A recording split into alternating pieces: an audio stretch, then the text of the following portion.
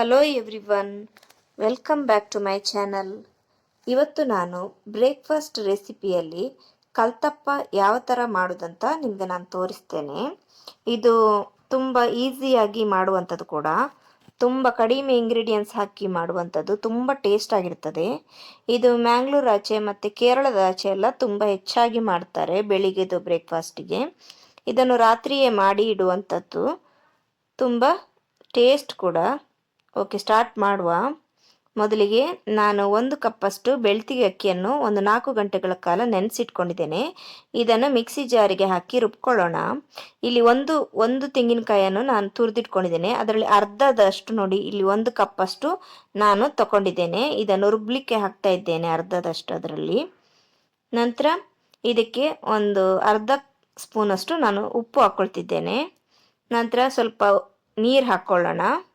ಇದನ್ನು ತುರಿಯಾಗಿ ಒಂದು 2 ರೌಂಡ್ ತಿರುಗಿಸಿದ್ರೆ ಸಾಕು. ಮಿಕ್ಸಿ ಜಾರಲ್ಲಿ ನೋಡಿ, ಈ ಥರ ಆದರೆ ಸಾಕು. ಆವಾಗ ನಾನು 1 ಕಪ್ಪಷ್ಟು ನಾನು ಕುಚ್ಚಿಗೆ ಅನ್ನವನ್ನು ಹಾಕ್ಕೊಳ್ತಾ ಇದ್ದೇನೆ. ಇದಕ್ಕೆ ಕುಚ್ಚಿಗೆ ಅನ್ನವನ್ನು ಹಾಕ್ತಾ ಇದ್ದೀನಿ 1 ಕಪ್ಪಷ್ಟು. ಇದನ್ನು ಕೂಡ ಹಾಕಿ ಒಂದು 2 ರೌಂಡ್ ತಿರುಗಿಸಿದ್ರೆ ಸಾಕು. ತುಂಬ ನೈಸಾಗಿ ರುಬ್ಬೇಕಂತೇನಿಲ್ಲ. ನಂತರ ಒಂದು 1/4 kg ಬೆಲ್ಲ ತಗೊಂಡಿದ್ದೇನೆ. ಇದನ್ನು ಒಂದು ಪಾತ್ರೆಗೆ ನೀರು ಹಾಕಿ ನಾನು ಕುದಿಲಿಕ್ಕೆ ಇಡ್ತಾ ಇದ್ದೇನೆ. ಇದು ಬೆಲ್ಲ ಕರಗುವ ತನಕ ಕುದ್ರೆ ಸಾಕು. ಇದನ್ನು ಬಿಸಿಗಿಟ್ಟು ನಾನು ಕರಗಿಸ್ಲಿಕ್ಕೆ ಇಡ್ತಾ ಇದ್ದೇನೆ ಬೆಲ್ಲವನ್ನು. ನಂತರ ಒಂದು ಪಾತ್ರೆಗೆ ನಾನು ರುಬ್ಬಿರುವಂತಹ ಈ ಹಿಟ್ಟನ್ನು ಹಾಕ್ಕೊಳ್ತಾ ಇದ್ದೇನೆ. ಅದಕ್ಕೆ ಒಂದು ಅರ್ಧ ಸ್ಪೂನಷ್ಟು ನಾನು ಬೇಕಿಂಗ್ ಸೋಡಾ ಹಾಕ್ಕೊಳ್ತಾ ಇದ್ದೇನೆ.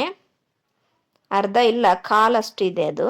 ಹಾಕಿ ಇದನ್ನು ಕಲಸಿಡುವ ಸ್ವಲ್ಪ ಹೊತ್ತು. ಇಲ್ಲಿ ಬೆಲ್ಲ ಕೂಡ ನೋಡಿ ಕರಗಿದೆ ಚೆನ್ನಾಗಿ. ಇದು ಕರಗಿದ ನಂತರ ಇದು ತಣ್ಣಗಾಗುವ ತನಕ ಇದನ್ನು ಸ್ವಲ್ಪ ಹೊತ್ತು ಇಡುವ.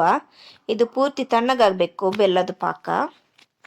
ನಂತರ ಇದಕ್ಕೆ ನೋಡಿ ಇಷ್ಟು ತಣ್ಣಗಾದರೆ ಸಾಕು. ಬೆರಳು ಹಾಕುವಾಗ ಬಿಸಿ ಆಗಬಾರ್ದು ಅಷ್ಟು.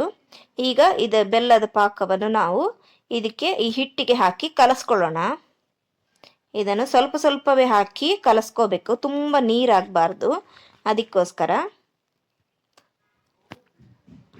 ಈ ದೋಸೆ ಮಾಡಲಿಕ್ಕೆ ಹಿಟ್ಟು ಇಡ್ತೇವಲ್ಲ, ಅಷ್ಟು ಆದರೆ ಸಾಕು.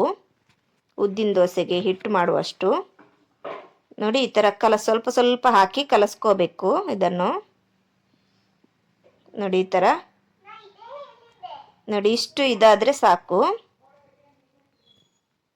ನೋಡಿ, ನಿಮಗೆ ನಾನು ಸರಿಯಾಗಿ ತೋರಿಸ್ತಾ ಇದ್ದೇನೆ ಎಷ್ಟು ಮಾಡಬೇಕಂತೇಳಿ. ನೋಡಿ, ಈ ಥರ ಇದನ್ನು ಚೆನ್ನಾಗಿ ಕಲಸ್ಕೋಬೇಕು. ಮಿಶ್ರಣ ಕರೆಕ್ಟಾಗಿ ಇದಾಗಬೇಕು.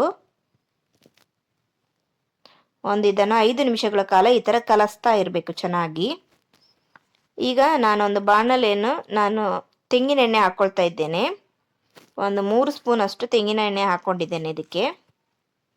ನಂತರ ಇದಕ್ಕೆ ಈರುಳ್ಳಿ, ಉದ್ದಕ್ಕೆ ಹೆಚ್ಚಿರುವಂಥ ಈರುಳ್ಳಿಯನ್ನು ಚೆನ್ನಾಗಿ ಫ್ರೈ ಮಾಡ್ಕೋಬೇಕು ನಾವು. ಕಲರ್ ಚೇಂಜ್ ಆಗುವವರೆಗೆ ಅದನ್ನು ಫ್ರೈ ಮಾಡಬೇಕು. ಪರಿಮಳ ಬರ್ತದೆ, ಚೆನ್ನಾಗಿ ಪರಿಮಳ ಬರ್ತದೆ ತೆಂಗಿನ ಎಣ್ಣೆ ಹಾಕಿರುವಾಗ. ಆವಾಗ ಗೊತ್ತಾಗ್ತದೆ ನಮಗೆ. ನೋಡಿ, ಈ ಕಲರ್ ಇನ್ನೂ ಸ್ವಲ್ಪ ಚೇಂಜ್ ಆಗಲಿ. ಸ್ವಲ್ಪ ಜೀರಿಗೆ ಹಾಕ್ಕೊಳ್ತಿದ್ದೇನೆ. 1 ಸ್ಪೂನಷ್ಟು ಜೀರಿಗೆ ಹಾಕ್ಕೊಳ್ತಾ ಇದ್ದೇನೆ ಇದಕ್ಕೆ. ತೆಂಗಿನ ಎಣ್ಣೆ ಯೂಸ್ ಮಾಡೋದವರು ಬೇಕಾದರೆ ತುಪ್ಪ ಬೇಕಾದರೂ ಯೂಸ್ ಮಾಡ್ಕೋಬೋದು. ತೆಂಗಿನ ಎಣ್ಣೆಯಲ್ಲಿ ಒಳ್ಳೆ ಪರಿಮಳ ಬರ್ತದೆ, ತುಂಬ ಟೇಸ್ಟ್ ಆಗಿರ್ತದೆ ಕೂಡ. ಇದು ಸ್ವಲ್ಪ ಕಲರ್ ಚೇಂಜ್ ಆಗಬೇಕು ಇನ್ನೂ ಸಹ. ನೋಡಿ, ಈ ಕಲರ್ ಬಂದರೆ ಸಾಕು. ಬ್ರೌನ್ ಆಗಿದೆಲ್ಲ, ಆಗ ಉಳಿದಿರುವಂತಹ ತೆಂಗಿನ ತುರಿ ಇತ್ತಲ್ಲ 1 ಕಪ್ಪಷ್ಟು, ಅದನ್ನು ಮತ್ತೆ ಹಾಕ್ಕೊಳ್ತಾ ಇದ್ದೇನೆ. ಇದನ್ನು ಹಾಕಿ ಸ್ವಲ್ಪ ಹುರಿಯುವ. ಇದೊಂದು 3-4 ದಿನ ಇಟ್ಟರು ಏನಾಗುವುದಿಲ್ಲ. ಈ ಕಲ್ತಪ್ಪ ಇದೆಯಲ್ಲ, ಇದನ್ನು 3-4 ದಿನ ಇಟ್ಟು ತಿಂದರೂ ಏನಾಗುವುದಿಲ್ಲ. ಇದನ್ನು ಹೆಚ್ಚಾಗಿ ರಾತ್ರಿಯಾಗೆ ಮಾಡಲಿಕ್ಕೆ. ನಂತರ ನೋಡಿ, ಈ ಕಲಸಿರುವಂತಹ ಹಿಟ್ಟನ್ನು ನಾನು ಹಾಕ್ಕೊಂಡಿದ್ದೇನೆ.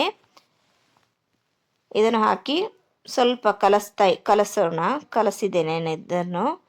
ಈಗ ಇದನ್ನು ಬೇಯಲಿಕ್ಕೆ ಇಡುವ. ಒಂದು ಲೋ ಫ್ಲೇಮಲ್ಲಿ ಇಡಬೇಕು.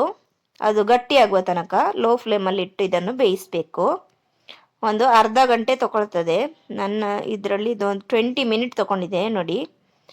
20 ನಿಮಿಷದ ನಂತರ ನಾನು ಇದು ಓಪನ್ ಮಾಡಿ ತೋರಿಸ್ತಾ ಇದ್ದೇನೆ ನಿಮಗೆ. ನೋಡಿ ಯಾವ ಥರ ಬಂದಿದೆ ಅಂತೇಳಿ. ಈ ಸೈಡ್ ಎಲ್ಲ ಬಿಟ್ಕೊಂಡಿರ್ತದೆ, ಆಗ ಗೊತ್ತಾಗ್ತದೆ ನಮಗೆ. ಇದು ಪೂರ್ತಿಯಾಗಿ ಬಿಟ್ಕೊಂಡಿದೆ, ಸರಿಯಾಗಿ ಬೆಂದಿದೆ ಅಂತ ಕೂಡ ಗೊತ್ತಾಗ್ತದೆ. ಇಲ್ಲಿಗೆ ರೆಡಿ ಆಯಿತು. ನಾನಿಲ್ಲಿ ಪ್ಲೇಟ್ ಹಾಕಿದ್ದನ್ನು ಒಂದು ಪ್ಲೇಟಿಗೆ ಹಾಕ್ಕೊಳ್ತೇನೆ ತೆಗೆದು. ಕರೆಕ್ಟಾಗಿ ಬರ್ತದೆ ಕೂಡ ನೋಡಿ, ಇದು ಹಾಕ್ಕೊಂಡು ಇಟ್ಕೊಂಡಿದ್ದೇನೆ. ಇಲ್ಲಿಗೆ ರೆಡಿ ಆಯಿತು ಕಲ್ತಪ್ಪ. ತುಂಬ ಈಸಿಯಾಗಿ ಮಾಡುವಂಥದ್ದು, ಕಡಿಮೆ ಇಂಗ್ರೀಡಿಯೆಂಟ್ಸ್ ಹಾಕಿ ತುಂಬ ಟೇಸ್ಟಾಗಿ ಮಾಡುವಂಥದ್ದು.